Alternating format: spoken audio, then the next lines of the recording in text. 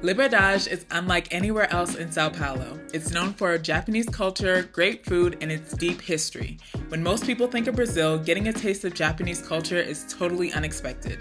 But we're wondering, is this neighborhood worth visiting, or is it just a tourist trap? Today we're spending the day in Liberdade, starting at a cafe, exploring a Japanese market, learning history at the Japanese Immigration Museum, and of course, ending the day with some good food. Let's see if it lives up to the hype.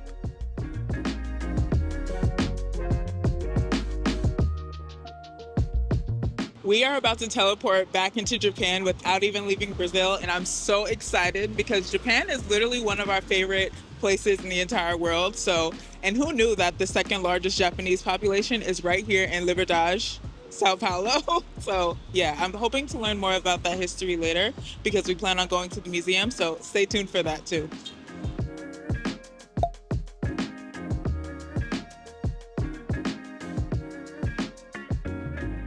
So we're at 89 degrees Celsius coffee station, and it's super crowded here, but I can see why, because there's so many tasty pastries and different drinks to choose from. We didn't get any pastries yet. We might later. We're trying to save our appetite because there's a lot to do and a lot to eat around here. So I ordered a macchiato. And I got a butterscotch frothy, whatever that is. It sounded really good, so I'm gonna give it a shot. I needed this energy right now, so this is right on time.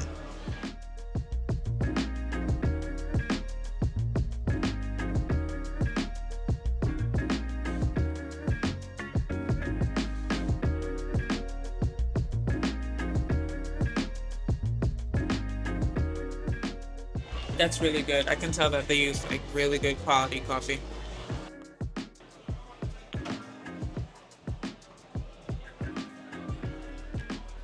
The looks weren't deceiving. It tastes very good. It was like caramel, a couple of other things. I don't remember exactly. I just remember looking at it on the menu and I was like, yep, that's the one. Can you see why this is a must visit?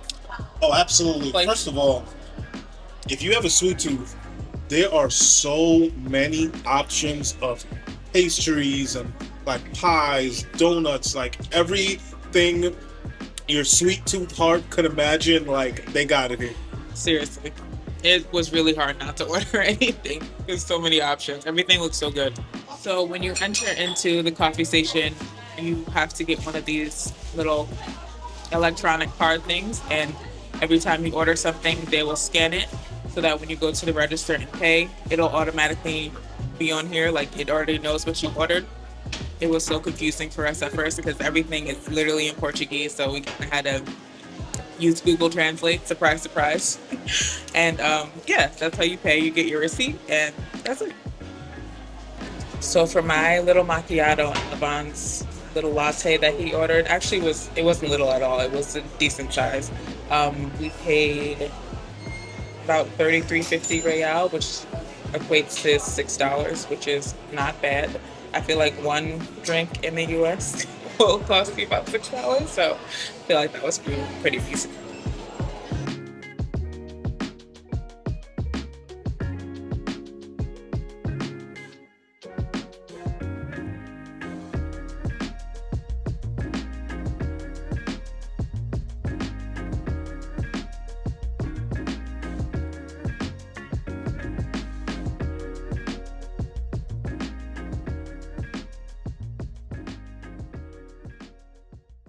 We are starting our journey here in Liberdade in Rua Galvão Bueno. You can type that right into Uber or Google Maps so that you can get down here.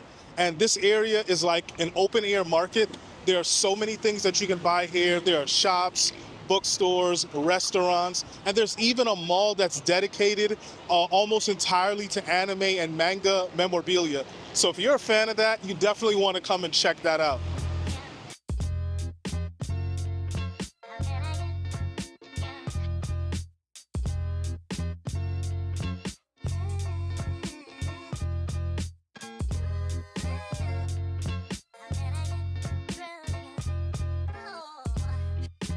We're about to go to Marukai. I'm pretty sure that's how you pronounce it. It's basically one of the Asian markets here in Liberdade, and I'm really excited. because apparently they have a bunch of snacks in there. I probably won't know what to get, but I will figure it out once we go in.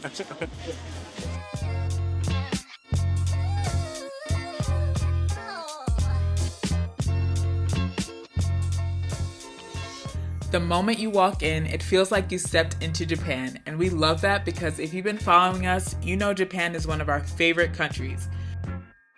One of the first things you'll notice is the fresh sushi rolls and our go-to Japanese snack, onigiri. If you've never had one, think of it as a flavorful rice ball wrapped in seaweed, and trust us, it's the perfect snack to grab and go. Marukai has all the Japanese goods you'd usually find in Asia, and I recommend saving space in your suitcase just to bring some snacks back home. I literally wish I knew about this earlier. There are so many different options of snacks here. I love onigiri. There was so much selection of that. There was daifuku. There's all types of candy and sweets as well too. Oh my gosh, this is literally like a snack paradise or something.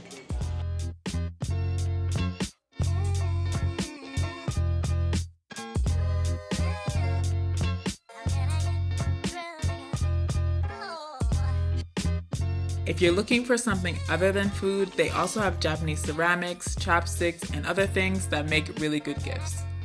So that was a really fun experience inside of Marukai. I felt like I was back in an Asian market in Japan because they literally had everything in there. I bought some daifuku, so I can't wait to eat that later. It's just taking me right back to Japan. Ooh, bubbles, okay. Yeah, when you come here, I would say when you come to Sao Paulo, come to Liberdade as early as you can. That way you can load up on some snacks. They had all types of things. There were even some like chopsticks. There's even produce, literally anything that you want. There was Pokemon themed sodas and everything. So definitely come here ASAP when you come to Sao Paulo. Because you're going to want to eat those snacks throughout your trip for sure.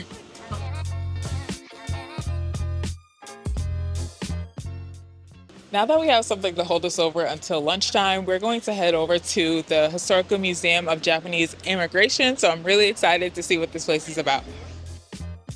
What happens when an entire community uproots their lives and moves across the world? At the Japanese Immigration Museum in Sao Paulo, we're going to find out. Many came here to work on coffee plantations, hoping to earn enough money to return to Japan. But instead, many were trapped in long contracts, underpaid, and isolated because of the language barrier. But instead of giving up, they started building their own communities. This museum, honestly, might be one of the coolest museums that I've ever visited globally. The different exhibits that they have set up are so cool. They are so detailed, so intricate. They really do an excellent job of like showing you the story of the Japanese people and how they immigrated here from start to finish. Literally showing us back in the 1800s what their homes and everything used to look like. Honestly, this is definitely some place that I think is worth visiting, and especially for the price, it's not going to break the budget at all. You definitely want to come here. There are 3 floors, floors 7, 8, and 9, so there's all sorts of different things that you can learn and see while you're visiting here.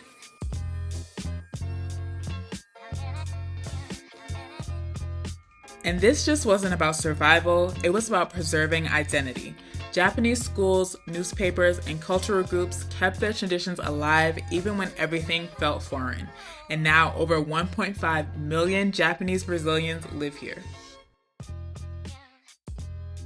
In one of the rooms, they even have an origami station where you can sit down and learn how to do origami right in front of you.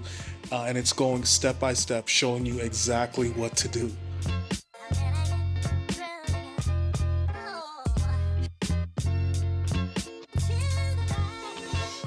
In the same room, there's even a station that you can do calligraphy. So honestly, there really is a lot to do here. You're probably going to want to devote about 2 hours so that you can really get to explore in depth all that they have to offer.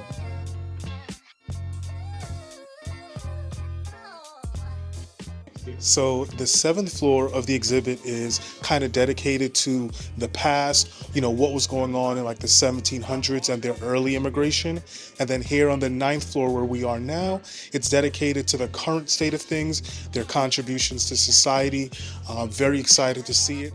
Honestly, we weren't sure if the Japanese Immigration Museum would be that interesting. Sometimes history museums can be overwhelming, but this one really surprised us. Seeing the struggles and the triumphs of Japanese immigrants who built a life in Brazil was inspiring. It reminded us of what change can really happen in our own community if we united. I'm trying not to be biased, but this is probably going to be my favorite exhibit so far. This one is dedicated to different anime and manga that the Japanese created, and we all know, or if you are a fan of that genre, we all know that they are the GOATs when it comes to action cartoons and things like that. This is literally what I grew up on.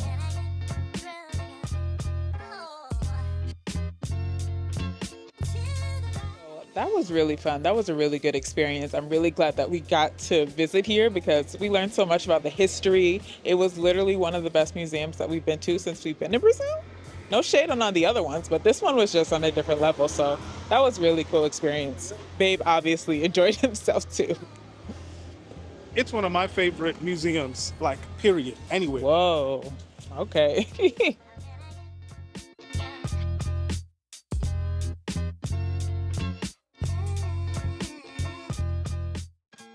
So right next to Marukai is Sogo Plaza.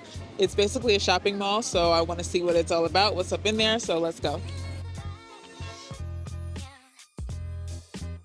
If this video is giving you a better insight on what Liberdade is like, hit that like button and let us know in the comments, would you visit here during your trip to Sao Paulo?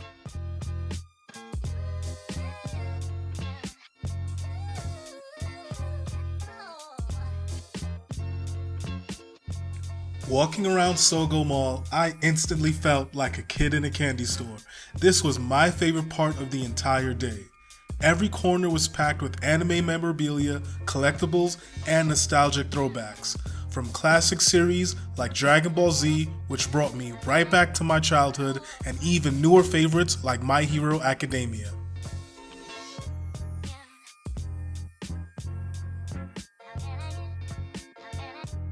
So for my anime fans, this mall is definitely for you. There are so many different shops here dedicated to anime. There are costume or like cosplay type stores, and then there's stores selling memorabilia and like Ghibli toys, all sorts of different things if you are into anime and manga. There's also lots of different souvenirs as well too. So if you need some of those to, commemorate your trip to Brazil, you can definitely find that here also. After a long day of exploring, we worked up an appetite and we could not leave Liberdade without eating some Japanese food. We landed on this restaurant called Komei, which has a 4.6 star rating on Google. The food was pretty good and the service was very quick.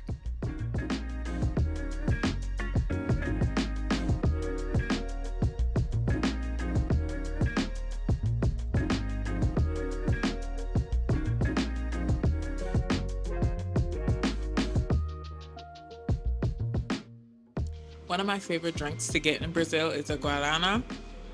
It's so good. It's kind of like a ginger ale, but sweeter, like fruitier. So if you ever come to Brazil, you have to try a guarana for sure. Lavon ordered their fried chicken and curry, and I must say the portions here are very generous.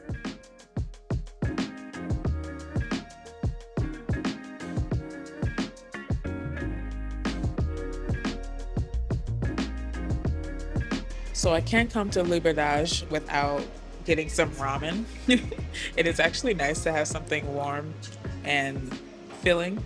I got the regular ramen, miso ramen with fried chicken on top, and it looks really good. I tried the broth already and it's delicious.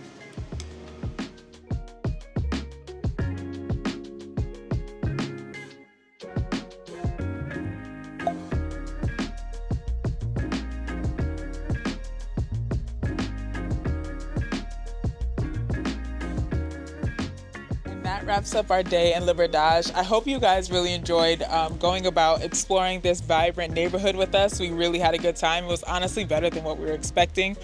So it's definitely a place you should check out if you are in Sao Paulo for sure.